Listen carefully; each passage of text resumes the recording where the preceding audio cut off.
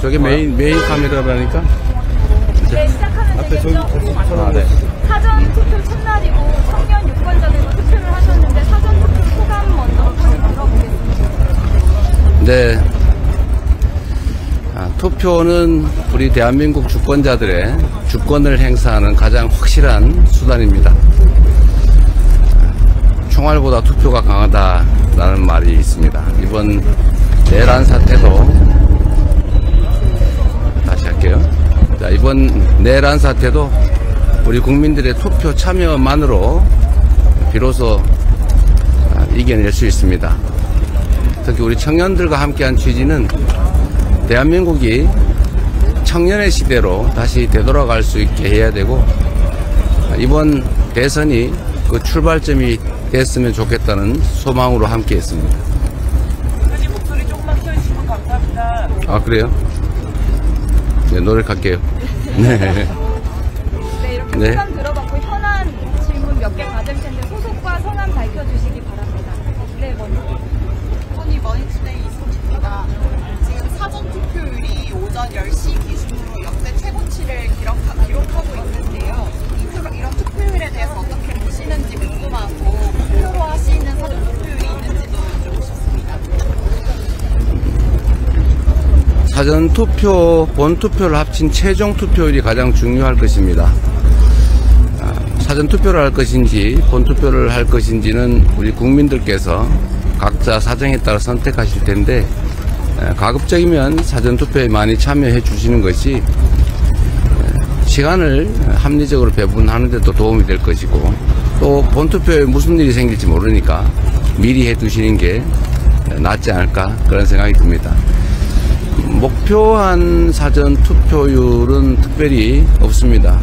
오로지 대한민국의 운명은 우리 국민들의 손에 달려 있다는 점, 그리고 우리 주권 행사는 결국 투표로 할 수밖에 없다는 점을 생각하셔서 지금의 이 위기를 이겨내고 내란을 극복하고 회복과 성장의 대한민국으로 다시 출발하기 위해서는 우리 국민들께서 반드시 투표에 참여하셔서 이 잘못된 결과를 빚어낸 내란 세력에 대해서 엄중하게 강력하게 심판해 주시기를 바랍니다.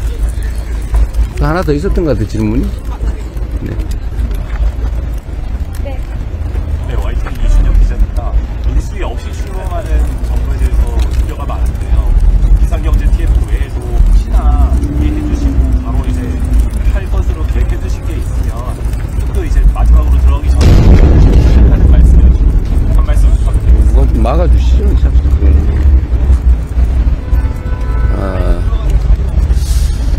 일단 내란 극복이 가장 중요하고 또 민주주의의 회복이 급선무이긴 합니다. 그러나 그건 뭐 너무 당연한 일이어서 기본이라고 할 수 있겠고, 주력해야 될 우선순위 업무라면 결국 지금 가장 악화된 민생을 회복하는 것입니다. 민생 회복을 위해서는 지금 거의 빈사 상태에 이른 내수 경기를 신속하게 진작해야 될 것입니다. 그 외에 통상 문제 해결을 위한 외교적 노력도 시급하게 시작해야 될 것 같습니다. 물론 뭐 정부를 구성하는 일들은 역시 일을 하기 위해서 꼭 필요한 일이니까 우선순위 중에 하나겠죠. 가장 중요한 것은 민생 경제 회복입니다. 명절에 민생 경제 회복 아직 시키는 김치랍니다. 뭐 누구라고? 네.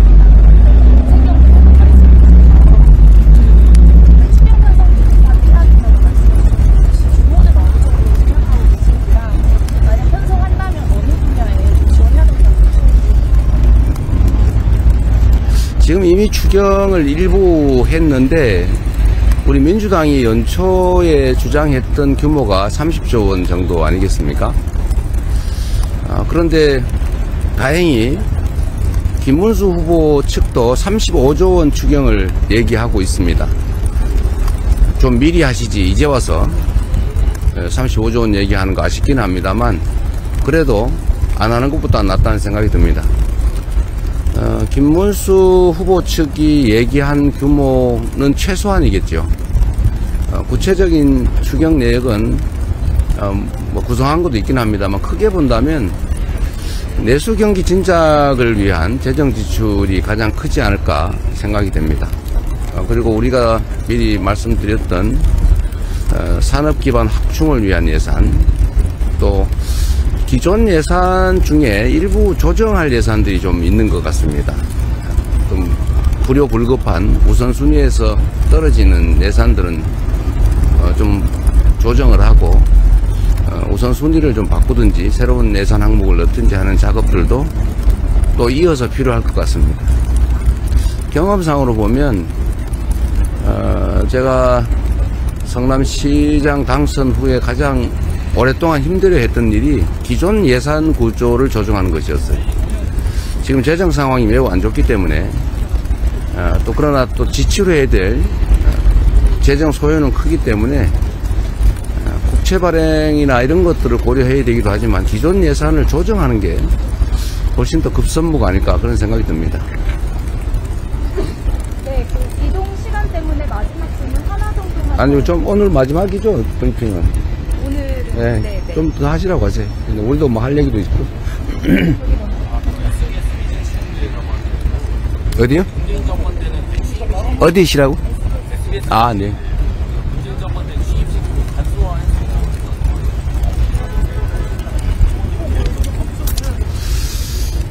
지금 제가 뭐 당선될지 안 될지도 모르고 이 나라 운명이 어떻게 될지도 모르는데 취임식 형식을 어떻게 할지에 대해서 뭐 깊이 고민하지는 않고 있습니다.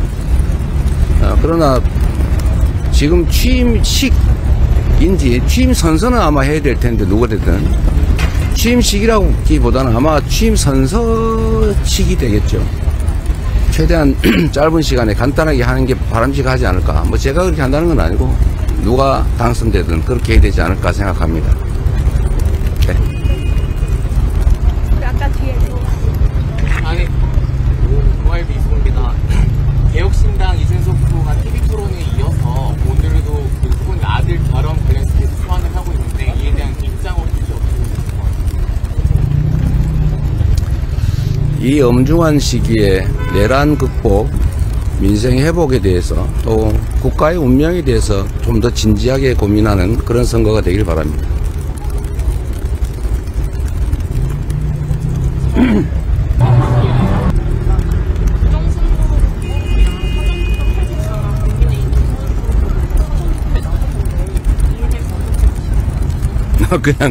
그냥 그런가 보다 하겠습니다. 원래 그런 분들 아닙니까? 뭐 원래 얘기했던 거, 그와 다른 행동하는 거, 언행 불일치는 그분들의 특성이니까 그냥 그러려니 합니다. 죄송합니다. 네, 말씀하시죠. 네. 취임식 얘기 아까 나오셨어요. 그러면 이제 대통령 이전까지는 따로 원칙 사태나 이런 건 없으신 건지, 어떻게? 원칙 사태는 따로 없으신 건지. 대체적으로 공직을 자신의 명예나 이익을 위한 벼슬로 생각하는 분들은 그거 왜 안 버리냐 이렇게 얘기하지만 공직을 국가와 국민에 대한 책임으로 생각하면 그렇게 함부로 던질 일이 아니죠. 지금 그거를 사퇴한다고 해서 다른 사람이 승계를 하면 모르겠는데 그걸 왜 우리 국민들이 맡긴 일을 그렇게 쉽게 던지겠습니까? 지금 이 순간에도 국회의원으로서 해야 될 책임이 막중하지요. 또 갑자기 제3의 내란이 벌어질지 어떻게 합니까? 그러면 국회 차원에서 대응해야 되는데 필요하지도 않게 왜 국민이 맡긴 책임을 미리 버리겠어요? 필요하면 모르겠지만 좀 생각을 좀 달리 하면 좋겠어요. 공직은 권리나 지위가 아니라 책임과 역할이다. 이렇게 생각해 주시면 좋겠습니다. 기후에너지 신설 공약이 네. 산업부의 내용과 환경부의 작동 방식이 달라서 단순하게 첫 한마디로 없앤다고 해서 잘 돌아갈 거가 아니지 않다는 생각을 구체적으로 어떻게 운영을 될 건지. 이제는 지구의 기후위기 대응이 전 세계적 과제가 됐습니다. 이 기후위기 극복이라고 하는 이 세계적 과제 때문에 이제 에너지 시스템도 완전히 바뀌고 있습니다. 화석연료 의존 경제에서 이제는 재생에너지 중심 경제로 에너지 대전환이 일어나고 있죠. 이 에너지 대전환은 AI 산업 발전과 아주 밀접한 관련이 있습니다. 사람도 손발 쓰는 것보다는 머리를 쓸 때 에너지가 더 많이 소비되는 것처럼 우리가 인공지능 중심의 첨단 기술 산업 시대로 전환하는 것은 피할 수 없는 일이고 거기에는 엄청난 에너지가 소모되기 때문에 이 에너지 정책이 또 국가 전략의 핵심이 됐습니다. 그런데 기후 전환 또 기후 위기에 따른 에너지 전환 또 산업 전환 문제는 환경과 에너지가 아주 밀접한 관련이 있어요. 근데 지금 이게 환경부는 주로 규제 중심으로 에너지는 산업 지원 중심으로 가다 보니까 충돌합니다. 이 문제를 체계적으로 해결해야 돼요. 독일, 영국, 프랑스, 이태리, 호주 뭐 이런 유력 선진 국가들 대부분이 기후 에너지를 통합해서 행정 부서를 만들어 운영하고 있습니다. 우리도 그런 방향으로 가야 되고 일각에서 혹시 에너지를 산업부에서 떼내면 전기요금 오르는 거 아니냐 또는 산업지원에 혹시 소홀해지는 거 아니냐 이런 억지 주장을 하는 경우가 있던데요. 부서가 어디라고 해서 요금 체계가 달라질 리가 있겠습니까? 그야 경제 원리나 국가 정책에 따라 정해지는 것인데 부서가 어디에 편입됐다고 에너지 요금이 달라진다. 이건 말을 안 되는 어부성설 억지 주장이고 두 번째로 산업 지원 정책이 혹시 소홀해지지 않을까 하는 점은 역시 기후입니다. 기후. 그거는 역시 정부 정책에 관한 것인데 그걸 에너지 부서장이 결정할 거라고 생각하는 것 자체가 잘못된 전제죠. 그거는 국가 정책으로 정부 정책으로 하는 일인데 그게 산자부에 속해 있든 기후에너지부로 독립하든 오히려 산업 지원, AI 중심의 첨단 기술 산업 지원을 위해서 에너지 부분을 키우려고 하는 거기 때문에 오히려 산업 지원은 더 원활하고 강력해질 거다. 이런 말씀을 좀 추가로 드립니다. 물어보실 것 같아서 미리 말씀드렸어요. 네, 간담회 때문에 지금 조금만 더 하십시오. 이동을 하셔야 될 것 같아요. 연장한 같은 질문인데요. 기후 에너지부가 시작되면 경향신문에 당연히 에너지부가 시작되면 환경부와 이제 산업부 구성이 필요할 것 같은데요. 이 부분에 대해서는 좀 연구하시는 자명이 있으신지. 환경부와 산업부. 아니 그걸 당연히 통합을 하게 되겠죠. 그래서 아주 세부적으로 그 내부에 어떤 부서들을 어떻게 배치할 건지 하는 것은 좀 구체적으로 검토를 더 할 필요가 있습니다. 좀 토론을 해봐야죠. 관련 부서들 간에. 그렇다고 지금 제가 관련 부서를 불러서 토론할 수는 없기 때문에 그때 가서 세부적인 조정을 하겠습니다. 여기 먼저 합시다. 네, 저 KBS 강준원이랑 다른 게 아니라 후보님께서는 이전에도 실력 위주로 해서 인사를 하시겠다고 하셨는데 본인을 싫어하시는 분도 뭐 기용을 하셨다는 취지로 예전에 말씀을 주셨었는데요. 실력이 있다면은 네. 만약에 이번에 당선이 되신다면은 대통령실에서도 그런 기준이 곧 적용이 될 수 있는지 궁금합니다. 인사가 만사라고 했고 뭐 대통령이 아무리 좋은 의도를 가지고 있어도 직접 모든 국정을 시행할 수는 없기 때문에 결국 다 권한을 위임해서 할 수밖에 없습니다.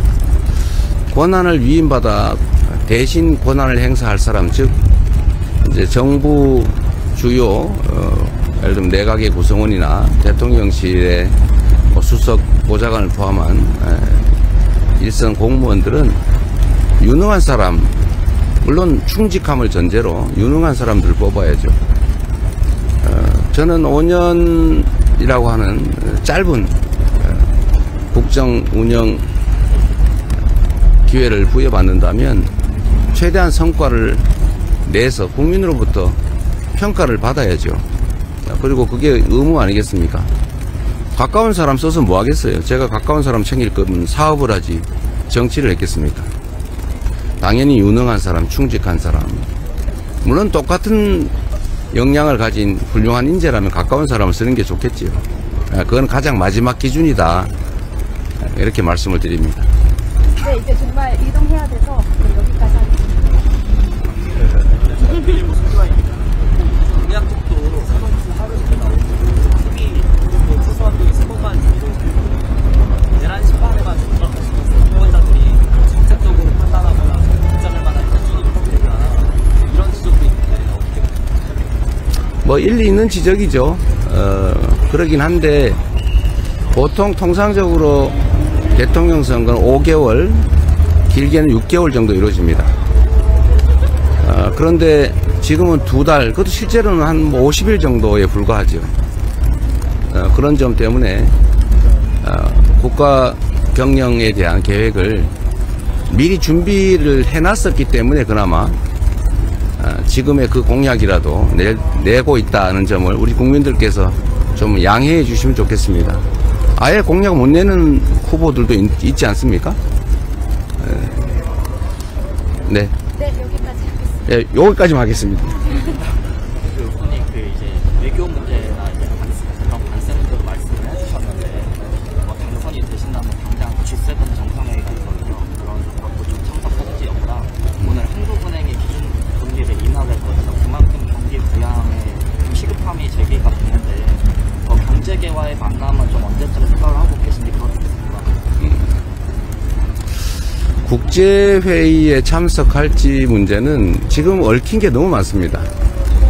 APEC도 준비가 매우 부실한 상태인데 그것도 수습해야 될 것 같고, 또 각종 국제회의가 열리고 있는데 시간이 너무 없어서 이 중에서 가장 필요성이 높은 곳, 중요한 그런 국제 행사로 아마 제안해야 될 것 같고, 구체적으로 어떤 행사에 참여할지는 아직 뭐 초청도 G7 같은 경우는 되지도 않은 것 같은데, 그게 된다면 그 전제 위에서 우리가 지금 판단할 건 아니고 정부 주요 부처의 책임자들과 상의를 좀 하도록 하겠습니다. 그리고 뭐 경제계를 만날 거냐, 지금도 뭐 오늘도 경제계를 만나죠. 뭐 그건 재벌은 아니겠지만 어쨌든 민생이 가장 중요하고, 경제를 회복해야 국민들께서 그야말로 생존을 할 수 있기 때문에 경제 회생을 위해서 필요한 모든 조치는 최대로 가장 신속하게 무게를 두고 하도록 하겠습니다. 네, 감사합니다.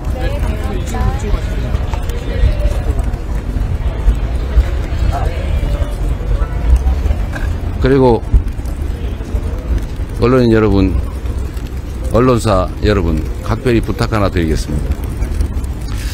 대통령 선거, 뭐 다른 선거도 마찬가지죠. 이거는 국가의 운명을 결정하는, 국민들이 주권을 행사하는 신성한 민주공화정이 실천되는 장입니다. 객관적인 정보, 정말로 정론이 필요한 그런 상황입니다. 제가 어디서 보니까 51% 지지율하고 41% 지지율 그래프가 똑같던데, 그런 식으로 조작을 해서 아 이거 비슷하구나 이런 인상을 주려고 그렇게 왜곡을 하면 되겠습니까? 그리고 없는 사실에 대해서 누가 주장한다고 마구 쓰거나, 언론이 진실을 규명을 해서 진실을 보도하려고 노력을 해야지, 허위를 유포하기 위해서 허위 조작에 공조해서는 안 되는 게 당연한 것 아닐까요? 대부분은 전혀 그러지 않고 정론 집필하고 있지만 아주 특수한 일부 언론들이 그런 행태를 보이고 있는데, 그거는 어떤 계기인지는 모르지만 민주공화국정의 기본적 원리를 훼손하는, 국민주권을 침해하는 그런 반공화정, 반민주적 행위라는 점을 각별히 유념해 주시기를 정말로 부탁드립니다. 이거는 이해관계를 다투는 게 아니라 우리 모두의 운명을 결정하는 정말 엄중한 국면이라는 점을 다시 한번 말씀드립니다. 언론을 당연히 존중합니다. 고맙습니다.